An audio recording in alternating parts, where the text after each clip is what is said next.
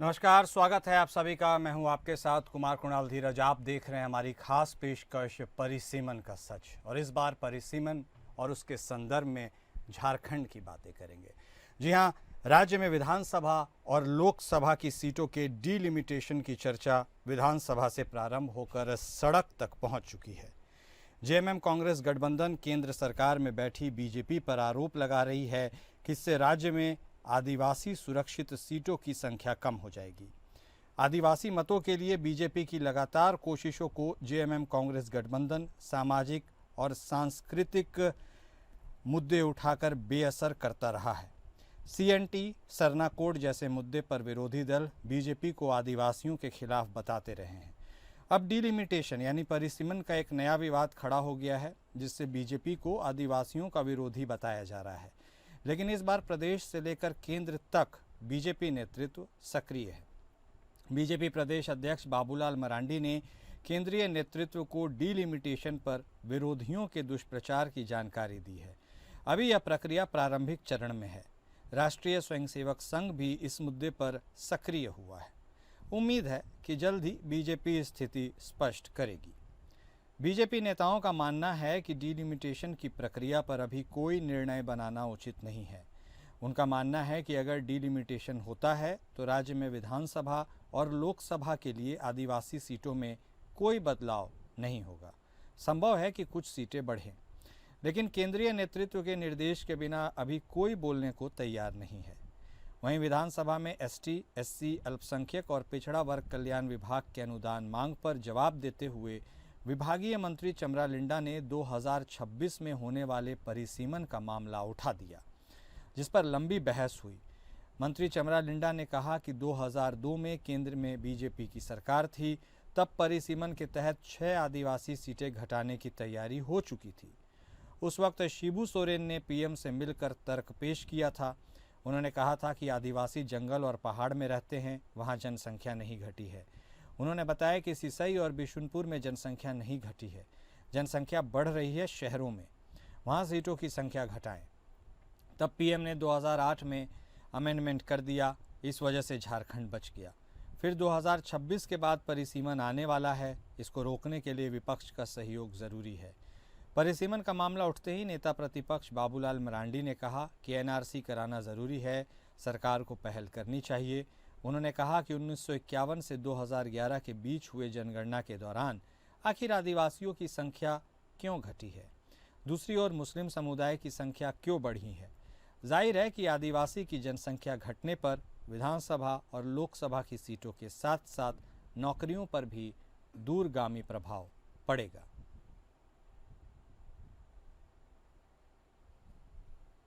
तो परिसीमन की यह बात चल रही है और परिसीमन को लेकर के देश के कई राज्यों में बवाल की एक तरह से स्थिति उत्पन्न होते चली है। ऐसे में वह सवाल पूछा जा रहा है कि क्या इसकी सुगबुगाहट दक्षिण राज्यों से भी शुरू हुई। वहाँ पर भी लोगों में बहुत उन्होंने अपनी नाराज़गी जाहिर की है, तमाम वरिष्ठ नेता वहाँ के। और ऐसे में अब यहाँ पर भी झारखंड की भी यदि बात की जाए तो झारखंड में भी जो मौजूदा सरकार है यानी कांग्रेस जेएमएम गठबंधन, उसने इसको लेकर चिंता व्यक्त की है। और क्या यह वाकई चिंताजनक है? क्या इससे स्थितियां संभलेंगी या बिगड़ेंगी? क्या इससे प्रतिनिधित्व लोगों का बढ़ेगा, घटेगा? बहुत सारा कन्फ्यूजन है, और इस कन्फ्यूजन पर जो संशय के बादल है उसको थोड़ी सी हम छाटने की कोशिश करते हैं। इस चर्चा को आगे बढ़ाते हैं। हमारे साथ हमारे खास मेहमान जुड़ चुके हैं। हमारे साथ झारखंड मुक्ति मोर्चा के तरफ से बतौर प्रवक्ता मोहन कर्मकार साहब जुड़े हैं। भारतीय जनता पार्टी के तरफ से बतौर प्रवक्ता अशोक बड़ाइक साहब भी जुड़ गए हैं। आप दोनों खास मेहमान का स्वागत है। देखिए सर, यूं तो कई विवाद हैं जिन विवादों के निपटारे के लिए तमाम विपक्षी दल, सत्ता पक्ष कोशिश करते रहता है, लेकिन कुछ विवाद ऐसे हो जाते हैं जिसमें एक आम सहमति बनना संभवतः मुश्किल हो जाता है, और परिसीमन भी संभवतः उसी में से एक है। सबसे पहले शुरुआत करते हैं कर्मकार साहब आप ही से। आपको ऐसा क्यों लगता है कि यदि परिसीमन होगा तो आदिवासियों का जो प्रतिनिधित्व है, उनकी सीटें हैं, उस लिहाज से क्या संख्या घट जाएंगी? क्या जो आदिवासियों की संख्या घटने की बात हो रही है उसका नकारात्मक प्रभाव पड़ेगा और ऐसे में फ़ायदा बीजेपी को होगा? क्या आपको ऐसा लगता है कि इस परिसीमन के बहाने जो आपकी आवाज़ है, यानी आदिवासियों की आवाज़, जनता की आवाज़, झारखंड की आवाज़, वह कहीं ना कहीं कमतर हो जाएगी? ओपनिंग कमेंट आप ही से कर्मकार साहब। देखिए, परिसीमन समय समय पर ये होता रहा है। मध्य प्रदेश के भीतर कई बार परिसीमनें हुई है, लेकिन अभी जैसा एक ही चीज को देखते हुए केवल जनसंख्या के आधार पर ही परिसीमन हो, हमको लगता है इसके अलावा और भी कई विकल्प को इसमें देखना चाहिए। दूसरी बात है, ये भी निश्चित तौर पर आज विपक्ष में बैठे हुए सभी राजनीतिक दल की जो सोच है, जो मनता है, और इसमें सभी के मन में एक शंका उत्पन्न हो रही है कि जहां जहां विपक्षी दल मजबूत है, कहीं उस राज्य के भीतर में सीटों के परिसीमन में कोई ऐसा माने भेदभाव ना हो, क्योंकि निष्पक्ष होकर के अगर इस पर काम हो तो ये फ्यूचर के लिए अच्छा है। लेकिन क्या मानता है, क्या उद्देश्य से और किस तरीका से परिसीमन का ये प्रपोजल लेकर के अभी आगे बातचीत चल रही है, ये सारी चीज एक प्रकार से अभी बातचीत के दरमियान बहुत सारी चीजें अभी खुल करके सामने आएंगी। लेकिन कर्मकार साहब, इतनी बेचैनी क्यों है? आपने कहा परिसीमन तो खैर होते चला आया है, लेकिन इस बार भी परिसीमन के इस मुद्दे पर विपक्ष, खासकर जहां जहां भारतीय जनता पार्टी का शासन नहीं है वहां की बात करें तो वो ज्यादा बेचैन नजर आ रहा है। एक कौतूहल है मन में, क्यों? देखिए, सबसे बड़ी बात है जो पिछले परिसीमन की जो बात है आई थी, और उसमें जो सीमांकन हो रहा था उसमें हमारे राज्य की कई सीटें यहाँ पर घट रही थी, खास करके आदिवासी सीट भी यहाँ पर घट रही थी। तो ये हमारा एक मानना है कि सीट घटना नहीं चाहिए, सीट बढ़ना चाहिए। सीट बढ़ना चाहिए। दूसरी बात है, समय समय पर देश के भीतर परिसीमन होना भी चाहिए, लेकिन फिलहाल इस तरीका से देश का परिसीमन ये तय करेंगे, ये अभी भविष्य के गर्भ में है। एक प्रकार से हम लोग देखते हैं कि ये तो ये भी बात निश्चित है कि भारतीय जनता पार्टी का जहाँ जहाँ वोट बैंक कम हुआ है और जहाँ जहाँ उसकी स्थिति मजबूत है, कहीं इसको ध्यान में रखते हुए वो परिसीमन ना करे।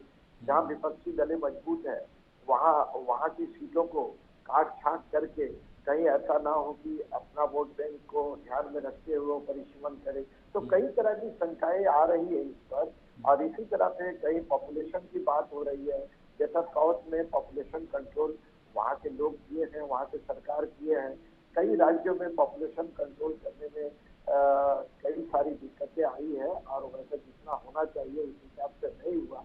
ये भी एक समस्या खड़ा है यहाँ पर, जहाँ पॉपुलेशन के आधार पर अगर सीट का परिसीमन होगा तो जहाँ पॉपुलेशन बढ़ी है वहाँ सीट बढ़ेगी, और जहाँ पर पॉपुलेशन कम है तो वहाँ पर सीट घटेगी। ये भी एक मन के भीतर शंका है। ठीक है, ये बहुत सारी बातें हैं जो इनको विपक्षी दल भी बैठ करके इस चीज को वो लोग आकलन कर रहे हैं, और हमको लगता है कि परिसीमन आयोग हो चाहे केंद्र सरकार हो, अभी इस चीज को देख रहे हैं, और जो बेहतर सभी के लिए हो उस पर काम होना चाहिए, ये मेरा मानना है। ठीक, नहीं ठीक मान रहे हैं आप कर्मकार साहब। अब देखिए, आपने एक इम्पोर्टेंट मुद्दा भी उठाया पॉपुलेशन का। बड़ाइक साहब भी हमारे साथ जुड़े हैं। बड़ाइक साहब, देखिए, झारखंड में नेता प्रतिपक्ष मरांडी साहब कहते हैं कि भाई आदिवासियों की संख्या घटी है, ऐसे में भाई वो जो आदिवासी का प्रतिनिधित्व करने की ताकत होती है उसमें कमी आ रही है, आदिवासियों के बारे में सोचने की ज़रूरत है।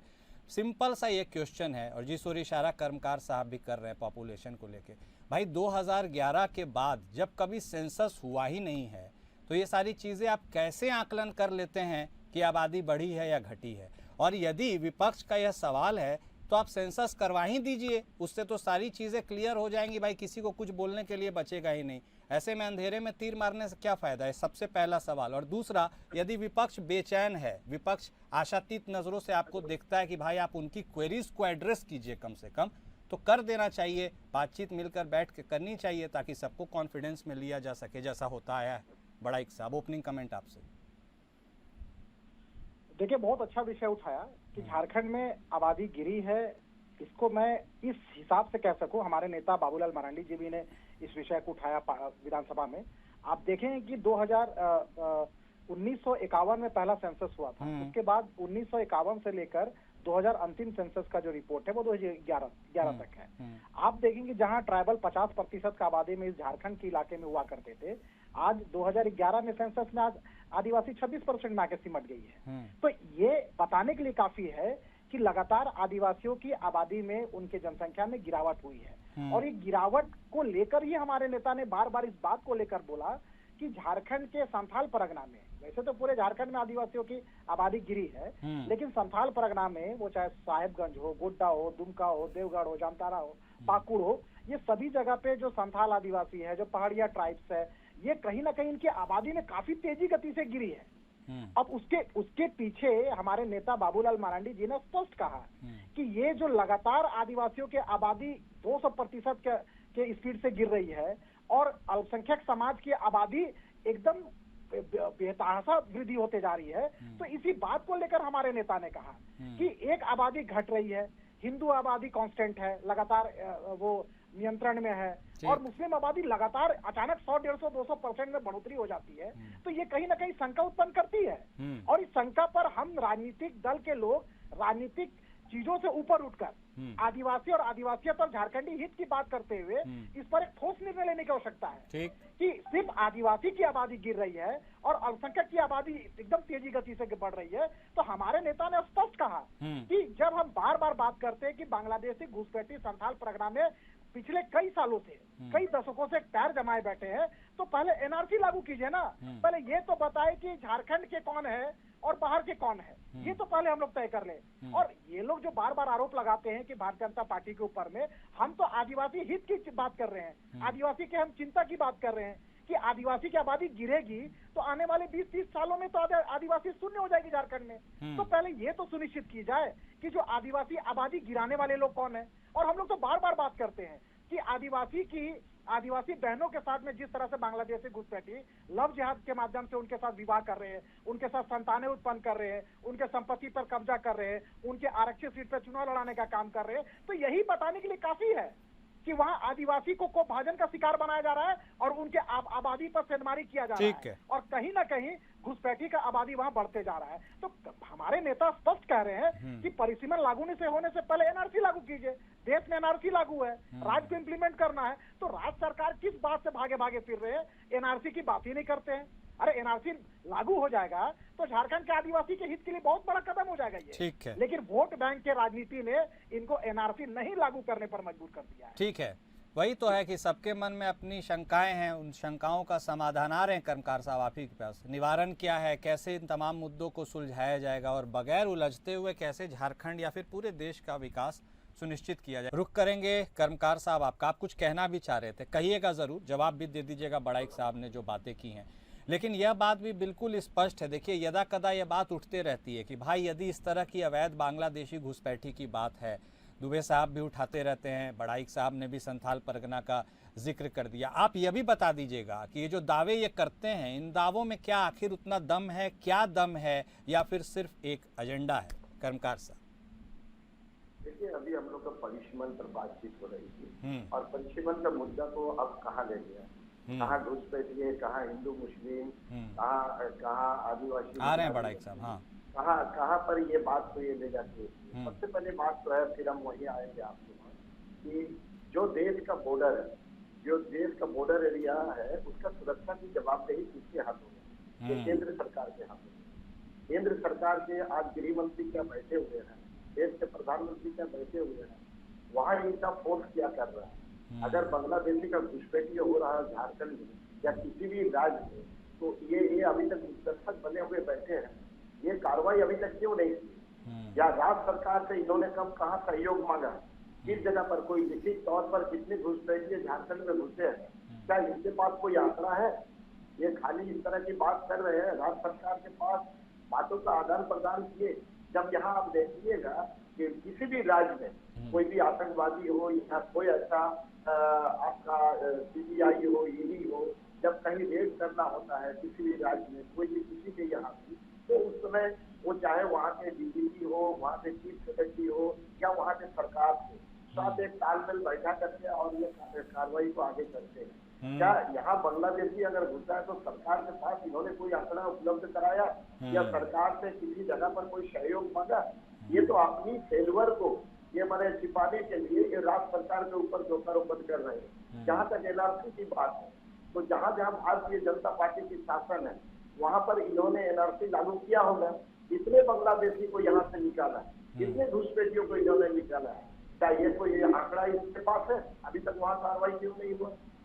और ये इस तरह की बात करना ये हमको लगता सरासर गलत है। हाँ, जहाँ तक परिसीमन की बात है, परिसीमन के भीतर में निश्चित तौर पर आपको पहले भी बताया कि जो समाज आपका जनसंख्या पर कंट्रोल किया, कई ऐसे सामाजिक संस्था है, कई ऐसे समाज के लोग हैं, चाहे कोई भी जाति कोई भी धर्म के लोग क्यों ना हो, या कोई भी प्रदेश में जहाँ जहाँ शिक्षा का विस्तार हुआ वहाँ पर लोगों ने, हमको लगता है कि ये पॉपुलेशन को भी कंट्रोल करने में काफी हद तक वो लोग इसमें सफल हुए हैं। जहाँ जहाँ हमको लगता है शिक्षा की कमी रही है वहाँ किसी न किसी कारणवश पॉपुलेशन को लोग कंट्रोल नहीं कर पाए, हमको ऐसा लगता है। दूसरी बात है हमारे झारखंड में जहाँ तक, और एक चीज, यहाँ के आदिवासी हो, मूलवासी हो, यहाँ की लोगों की संख्या घटने की बात हो, चाहे वो जमशेदपुर शहर हो, रांची हो, बोकारो हो, धनबाद हो, जहाँ जहाँ शहरीकरण हुआ है, निश्चित तौर पर वहाँ के लोगों की संख्या घटती गई है। क्योंकि देश के भीतर के विभिन्न राज्यों के लोग भी यहाँ चाहे रोजगार करने के लिए आए हो, चाहे वो नौकरी पेशा करने आए हैं, चाहे व्यापार करने के लिए आए, वैसे सभी लोगों की संख्या बढ़ी और हमारी घटी। इसके साथ साथ जो केंद्र सरकार की बड़ी बड़ी परियोजना के लिए यहाँ पर भूमि अधिग्रहण हुआ, सबसे ज्यादा जमीन आज भी हमको लगता है कि देश के भीतर, राज्य के भीतर या देश के भीतर हमको लगता है कि आदिवासी समाज के पास है।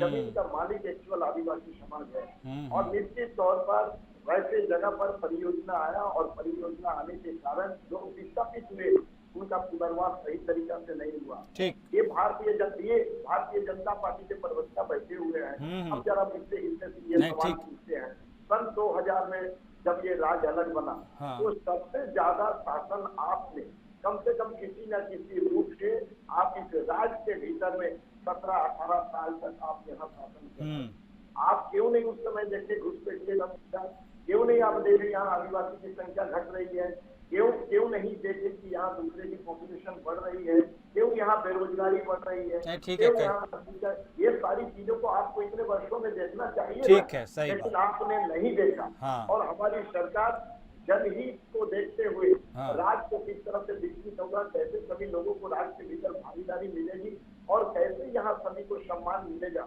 इसको ध्यान में रखते हुए राज्य सरकार काम कर रहे हैं। ठीक है। परिसीमन पर आपको मैंने कहा ही, परिसीमन में हमारा सीट घटना नहीं चाहिए, चाहे कोई भी कारण हो, किसी भी कारण से सीट घटना नहीं चाहिए, सीट बढ़ना चाहिए। ठीक। और ये इसमें सभी लोग बातचीत कर रहे हैं।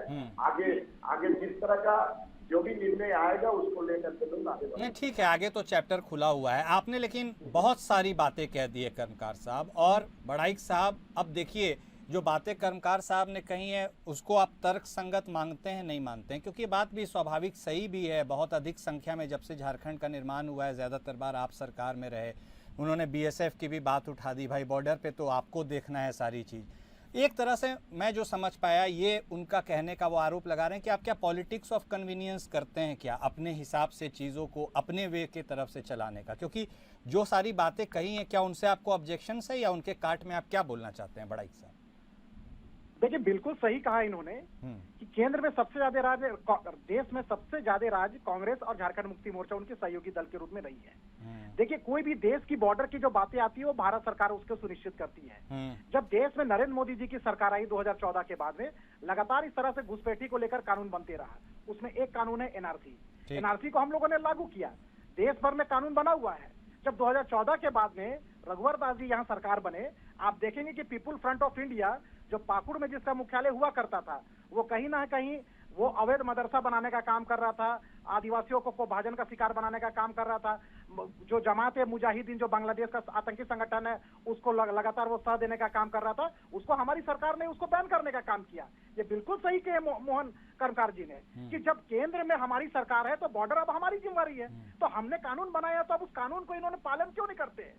जो कांग्रेस की सरकार में पिछले 40-50 सालों में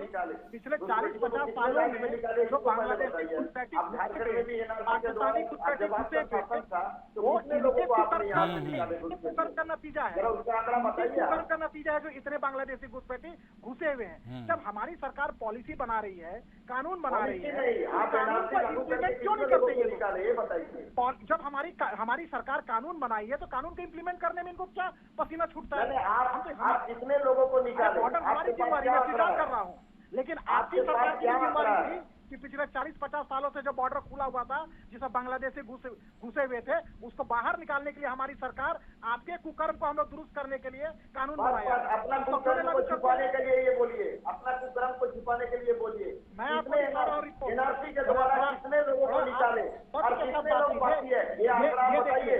कितने लोग को निकाले हैं और कितने लोग बाकी है, इसका आंकड़ा दीजिए, बताइए। स्पेशल ब्रांच का रिपोर्ट है, मैं जरा ये गलत बयान पुलिस मुख्यालयों को आपके पास कोई आंकड़ा नहीं है, आपने कोई कार्रवाई नहीं किया, आपका चुनावी मुद्दा है, संथाल में आपका ये चुनावी मुद्दा है।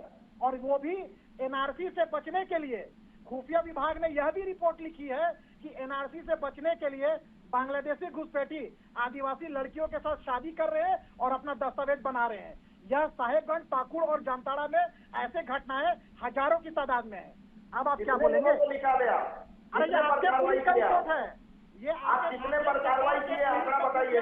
खुफिया एजेंसी का कितना रिपोर्ट बाकी है? अरे साहब यही तो बोल रहे हैं।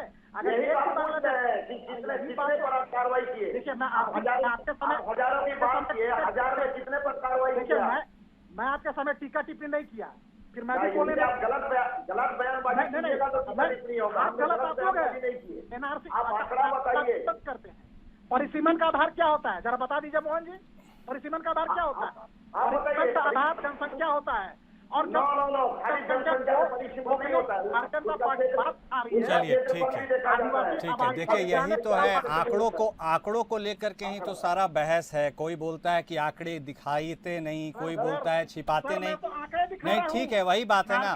सरकार के झारखंड पुलिस के खुफिया एजेंसी का रिपोर्ट है। हाँ तो ये देखिए, वही विपक्ष भी आप रिपोर्ट उन्होंने दिया है। ये तो मैं नहीं कह रहा हूँ। वही तो सरकार भी आपसे पूछती है कि भाई पहले तो ये भी बता दीजिए कि आप वो मुस्लिमों को कैसे मान लेते हैं कि वो अवैधी हैं। हो सकता है उनकी बिल्कुल। संख्या में इजाफा हुआ हो। स्पेशल ब्रांच, झारखंड पुलिस की स्पेशल ब्रांच की रिपोर्ट है। हाँ, और चलिए। ये एक प्रतिष्ठित अखबार का एक बड़ा सा फ्रंट पेज का खबर है ये। ठीक है, और ये कोई हवा में खबर नहीं है। और वो बिल्कुल वही एक और मुद्दा है जो बहुत ज्यादा डिबेटेबल है। यह भी बात करने की जरूरत है कि भाई मुस्लिमों की जो संख्या बढ़ी है, क्या वाकई में नेचुरली बढ़ी है या फिर वो बाहर से घुसपैठिए के तौर पर यहाँ आए और बढ़ गई। मुद्दा और ज़रूरत है स्टैंड लेने की। अब यह स्टैंड कौन लेगा, कौन शुरुआत करता है, कैसे इन तमाम चीज़ों को आगे बढ़ाया जाएगा और ये परिसीमन का विवाद कब सुलझेगा या फिर और उलझता चले जाएगा। बहुत शुक्रिया आप सभी खास मेहमान का हमारे साथ जुड़ने के लिए, वक्त देने के लिए और बातचीत करने के लिए। तो परिसीमन का सच चाहे जो भी हो, लेकिन ज़मीनी हकीकत यह है कि हर एक इशू पर पॉलिटिक्स होना अब स्वाभाविक हो गया है। अब देखना दिलचस्प होगा कि यह पॉलिटिक्स कब किसके रुख में कौन सा नया मोड़ लेता है। इस खास पेशकश में अभी के लिए बस इतना ही। नमस्कार।